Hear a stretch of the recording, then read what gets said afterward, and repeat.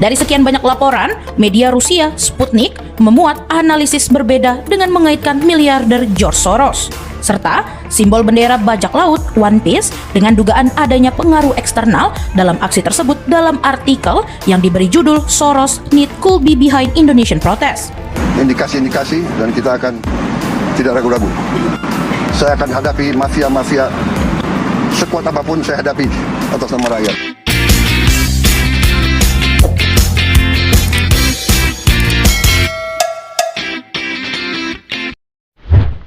Halo, assalamualaikum warahmatullahi wabarakatuh. Sobat US manapun berada, salam wala, salam akal sehat, doa terbaik untuk Anda semuanya. Sobat, demo yang terjadi akhir-akhir ini sudah ditunggangi, bahkan sudah disetting kabarnya oleh pihak asing, khususnya Yahudi ya guys ya. Adanya upaya asing untuk memecah belah Indonesia, bahkan sampai bubar guys. Wah, ini gawat nih guys nih ya. Ini saya mengutip dari tv1news.com bahwa ada analis dari media asing, yaitu media Rusia Sputnik, mengatakan George Soros lah ini biang kerok atau seorang Yahudi terindikasi dalam upaya itu guys. Nah, Indonesia ini adalah populasi muslim terbesar di dunia, dan kita tahu ya sebagai muslim, sudah diingatkan pula di Al-Quran bahwasanya Yahudi itu tidak akan pernah senang dengan orang Islam. Nah, yuk kita dengarkan dulu beritanya nih guys. Yahudi Sejumlah media asing menyoroti demonstrasi dan kerusuhan di Indonesia. Dari sekian banyak laporan, media Rusia Sputnik memuat analisis berbeda dengan mengaitkan miliarder George Soros, serta simbol bendera bajak laut One Piece dengan dugaan adanya pengaruh eksternal dalam aksi tersebut dalam artikel yang diberi judul Soros Need Could Be Behind Indonesian Protest. Media itu menuliskan bahwa meskipun kerusuhan mencerminkan keluhan ekonomi nyata, kemunculan simbol bendera bajak laut One Piece di berbagai unjuk rasa mengindikasikan adanya campur tangan eksternal.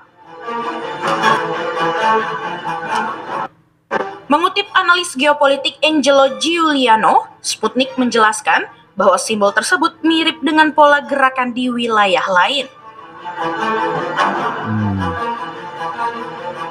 Dalam anime Jepang One Piece, bendera hitam bergambar tengkorak dengan topi jerami digunakan sebagai lambang perlawanan terhadap tirani. Ya, pantesan ini. Nah, ini pantas ya, ini banyak kita lihat di demo itu dibawalah bendera One Piece ini ya, gambar tengkorak dengan latar hitam ya. Ini kan marak ya zaman sekarang anak-anak muda kita nih dengan bendera One Piece atau logo One Piece ini digadang-gadang suatu apalah, kalau lagi trending katanya nih. Mereka kadang nggak tahu apa dibalik konspirasi di dalam itu. Nah, mereka nggak paham. Ini perlu kita ingatkan pada generasi kita agar untuk waspada ya guys ya. Menurut laporan itu, sejak Juli lalu simbol serupa muncul di berbagai daerah Indonesia, bahkan di dinding, mobil, dan pintu. Iya. Nah guys, ini tentu membuat kita prihatin juga, waspada lah ya, karena kita tahu ini akhir zaman. Akhir zaman ini kita sudah diingatkan pula dengan nubuah Rasulullah bahwasanya nanti hal-hal batil akan banyak merajalela di muka bumi ini. Salah satunya juga akan timbulnya fitnah Dajjal ya. Sebelum Dajjal yang sebenarnya datang, bahkan ada awal-awalnya ini fitnahnya udah mulai keluar dulu ya. Dimana sekarang yang benar dibilang salah, yang salah dikatakan benar. Kemudian Pak Prabowo menyikapi dari hal ini pada kesempatan yang lain. Saya mengutip Pak Prabowo mengatakan adanya upaya makar dalam demo yang terjadi selama akhir-akhir ini guys. Ini tindakan-tindakan makar ini. Ini bukan penyampaian aspirasi ya. Jadi semua aparat negara akan selidiki siapa yang bertanggung jawab ya. Saya menduga kita sudah ada indikasi-indikasi dan kita akan tidak ragu-ragu. Saya tidak ragu-ragu membela rakyat. Saya akan hadapi mafia-mafia yang Sekuat apapun saya hadapi atas Keren. nama rakyat. Keren Pak Prabowo. Saya bertekad memberantas korupsi. Sekuat apapun mereka. Demi Allah, saya Wah, tidak demi akan Allah. mundur setapapun. Saya yakin rakyat bersama saya. Saya yakin rakyat bersama saya, kata Pak Presiden Prabowo. Ya, semoga saja demikian Bapak ya, dengan apalagi Bapak tadi mengatakan dengan demi Allah gitu ya. Itu kan sama dengan berjanji atau bersumpah ya kan.